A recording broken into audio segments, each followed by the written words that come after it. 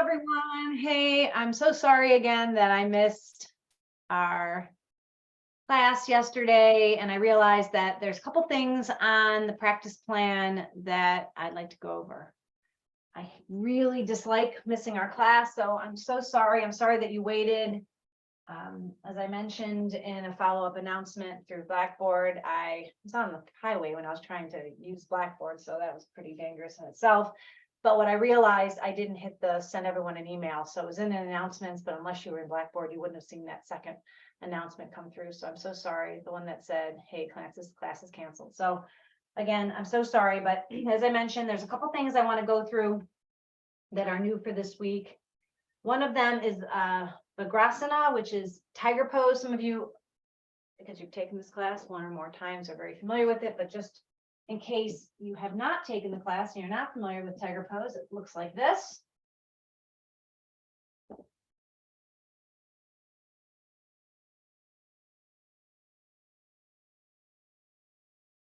So you begin in table. Inhale your legs straight back, keep your hips in the same line. Exhale, bend your knee, look up. Inhale, look back down at your mat, and then exhale, bring your nose towards your knee, but don't strain, okay? So you do that on each side. One side you probably will find might be a little easier. Just really try not to dump into one side. So it's kind of common to kind of do something like this. So stay strong through the arms, really grabbing the ground and using that upper back to support your wrists.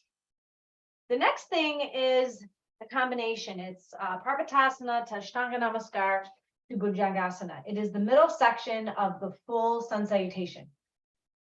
However, we really didn't do the step before that I like to do, and that is mountain pose to 8-point. So Parvatasana to Ashtanga Namaskar.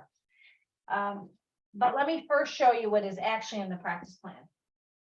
So what's in the practice plan is mountain pose, 8-point, cobra, mountain. You just do that so many times you want to do it, okay? But the one thing that I would suggest, if you haven't done that before, is to back up. And you have two choices. One choice is to come up from mountain pose, and you're going to come into 8-point from here. So you're going to come into 8-point, which is just the same as the first thing I showed you. Then you're going to engage your core, push up, continue to exhale as you push back. So it's knees, you bring your chest and your chin down, your elbows are tight, all 8 points are down, feet, 2 feet, 2 knees, 2 hands, a chest and a chin. And then to come out of it, you're going to engage your core, push up, and then you're going to continue to exhale and push back. Now, some of you may find that you get down here and you're like, there's like no way. And you might feel like your legs are going to flop out. If that's the case, you might need to build a little more upper body strength. So you can do this. You can go mountain pose, 8-point. Maybe you only come down halfway, push up and push back. Or you do mountain pose, modified push up to mountain pose.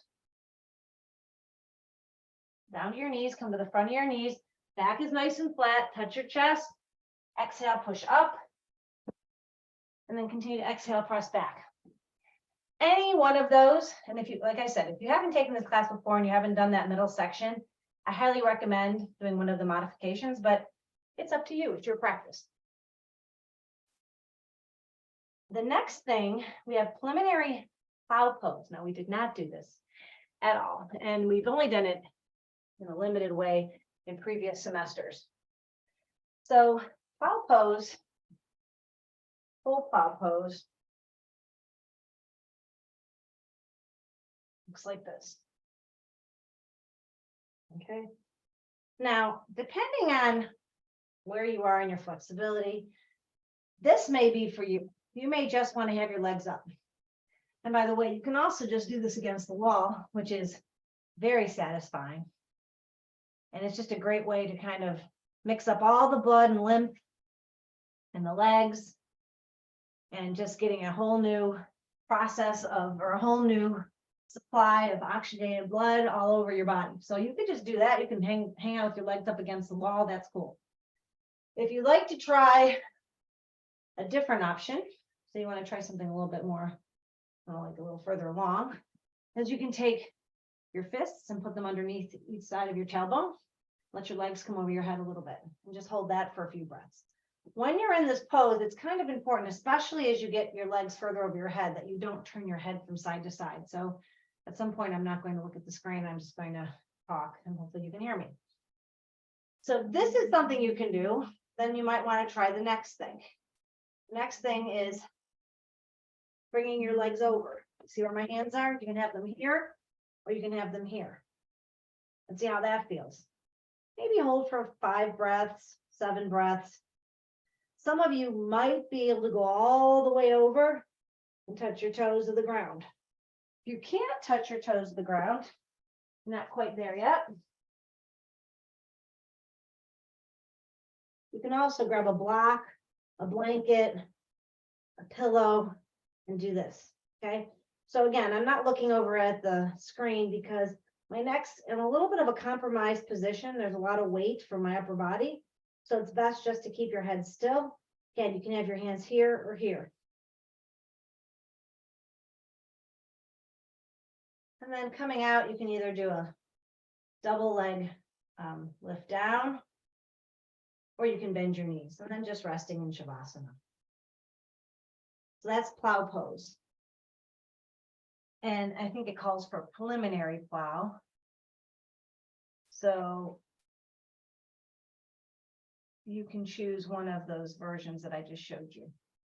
Now, the next thing is yoga capsule. And we've done some pieces, parts of this, and there's 3 poses that belong to this yoga capsule. And this is a great way to work in the morning on your digestion, like the minute you get up.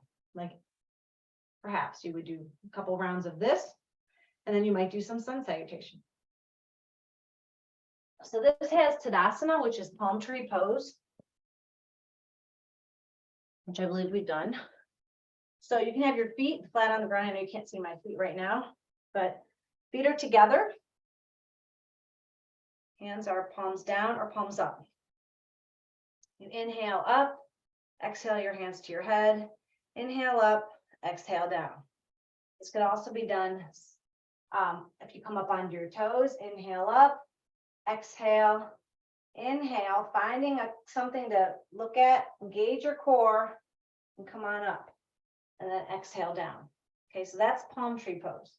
Swaying palm tree or Tirayaka Tadasana is feet are wider, toes are pointed out, inhale up, exhale to your right, shoulders are over your hips, inhale to the center, exhale to the left, inhale up, and exhale down. So again, noting how my shoulders and hips stay in alignment. There's a tendency to do this, especially when we're a little tight in the side. So try to make sure that your shoulders stay stacked over your hips. And then finally, Kati Chakrasana, or waist rotating pose. For this one, your feet are about hip width apart, but now you're going to turn your toes inward. Again, you can't see my toes, but know that they're sort of pointed inward. This helps protect the knees. And for this one, well, this was what it looks like.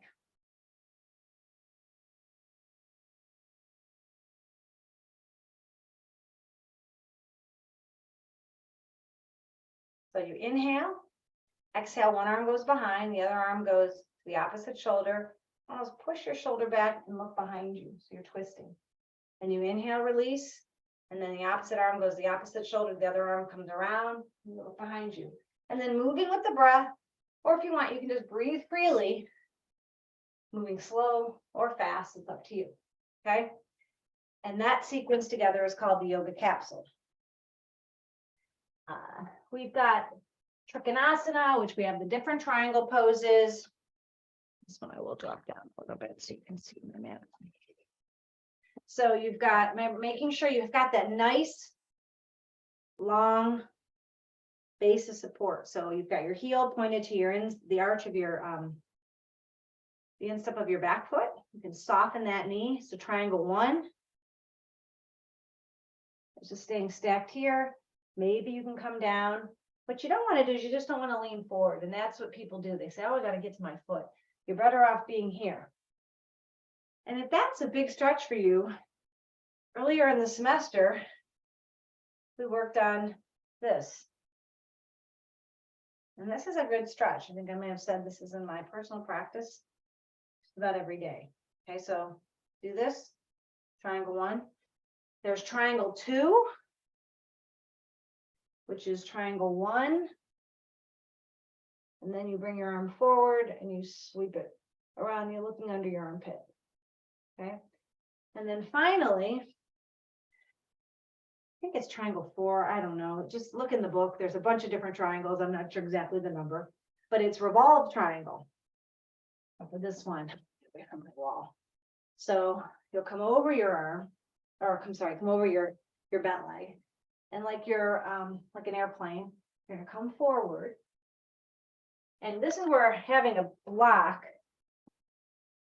might not be a bad idea or something. And then you're going to be twisting. This is my very, very tight side. And then you come back through and out. Let's do it again on this side, so slightly better side. So again, arms are out, soften that front knee a little bit. That back knee is, or that back foot is kind of angled in. Come out over your thigh. You can place your hand on the inside. My knee is soft here. And then rotating up. Okay. And then coming out the same way you went in. And those, you can do any combination of triangles. Then you've got Utthita Hasta Pada Uttanasana, which is raised hand to big toe pose. And that looks like this. You're going to stack your ankles. Stack your feet, stack your ankles, stack your knees. Hands together. So when you're in this position, if you look down and you can see more than just the tops of your feet, you're probably sickled a bit. So try to be as straight as you can. If when you start this, you feel that you're a little bit unbalanced, you can always bend that underneath leg. Okay. But this is, you do this in 3 parts. And this is what it looks like. So you inhale a little bit. Engaging your core, exhale. Inhale a little bit more. Now you're going to really feel it here. Exhale. And then you go to your highest point. And some of you might just get to here, which is pretty challenging. You're going to really feel it's more strength building. But the minute some of you can do this, which is great, but this is more about flexibility. Okay, so if you want to just hold this and really work on your hip strength and your glute strength, you can hang out here. So again, inhale a little bit, core engaged, core is engaged, exhale. Inhale a little bit more, exhale, inhale all the way up. And then exhale down. Okay, so that's on both sides, of course. And then then you have sun salutation, which you're doing that, the modified version. You're still doing the modified version. Those of you who've been taking this class, you can choose whatever you want to do, but I really highly recommend that you just keep doing it incrementally the way we've been doing it for those of you who are newer to these postures, because you're going to have excellent technique, and excellent technique is going to give you more benefits than subpar technique. Okay. And then we've got the pranayama practice. Now let me just tell you, actually at the beginning of the practice, it says seated meditation. I meant to mention this at the very beginning.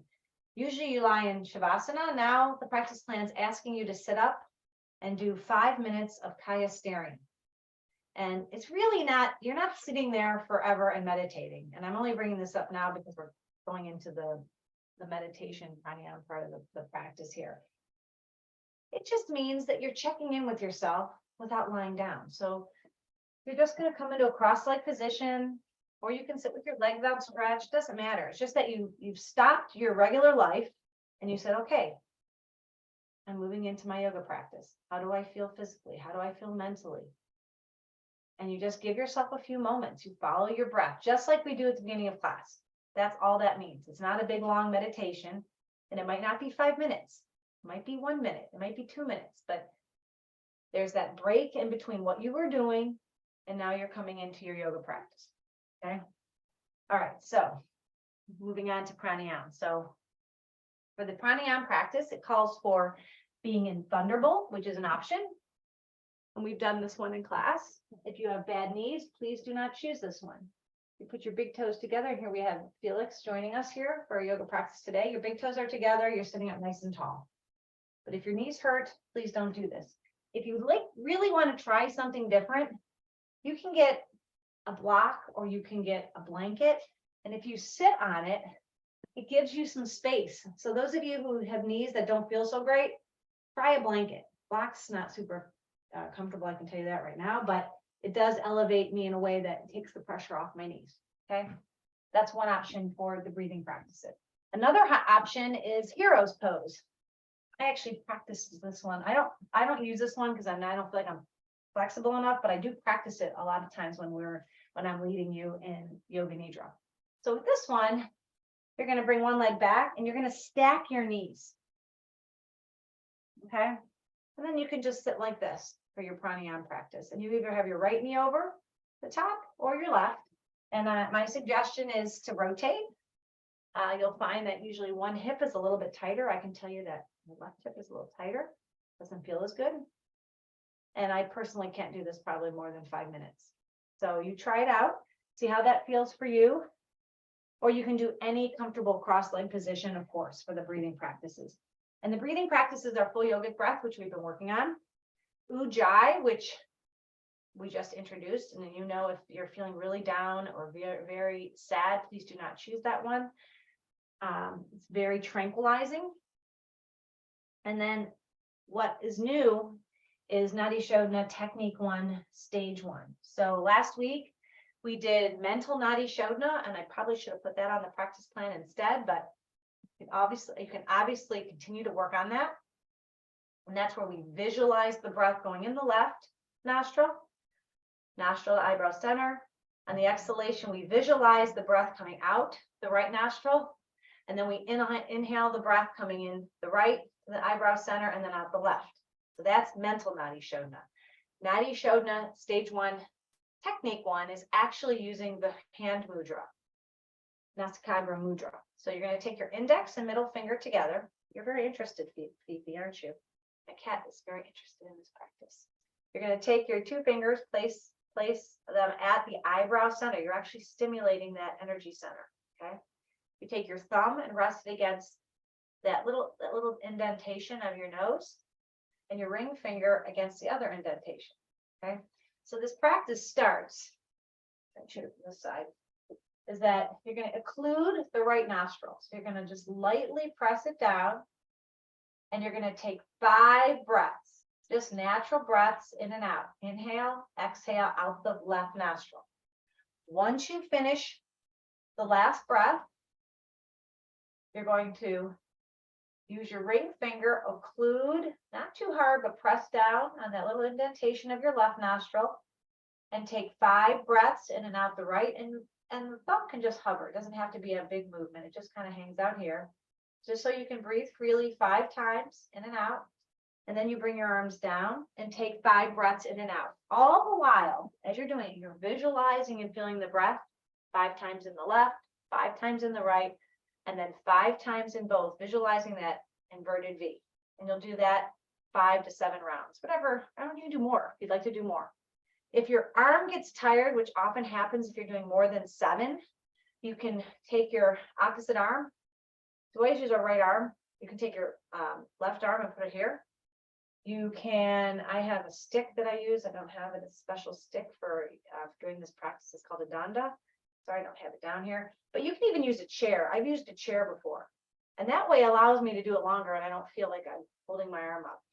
But 5 to 7, I think most of you, even 7 to 10 breaths, you shouldn't have to necessarily hold your arm. Okay. And that's a new practice. We'll be doing this again for week 13. And then for meditation, you've got Antarmon stages 1 and 2. And that is stage 1 is the external sensory perception. Stage 2 is watching the thoughts. And I recommend using the meditation recordings for that. You don't have to.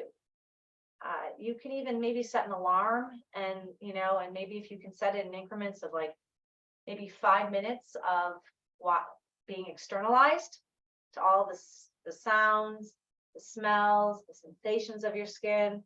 that 3-part awareness, being aware of the sound, being aware of your ears, being aware of your mind's perception, and witnessing all of that. And then if you can, I don't know if you can do this on your phone or not, if a little bing goes off, you can go, okay, now I'm going to go inward. So the idea is to stay externalized and then go inward to the thoughts. And that's where you're just watching the thoughts in stage 2. You're watching them, like if you're looking out, maybe if you're in a passenger seat, not driving necessarily, but if you're in a passenger's seat of a car and you're looking out the window and you're watching stuff go by, that's what your thoughts are doing. So you're trying not to keep watching the thought. Okay, so that's on Tarmon. And then Yoga Nidra, you can do all the stages. Okay, you can do stages 1 through 8. Right? So I think that's it. Again, I am so very sorry that I missed class on Wednesday. And I look forward to seeing all of you next Wednesday. And please have a great weekend and enjoy your time in the sunshine. And I will see you on Wednesday. Bye.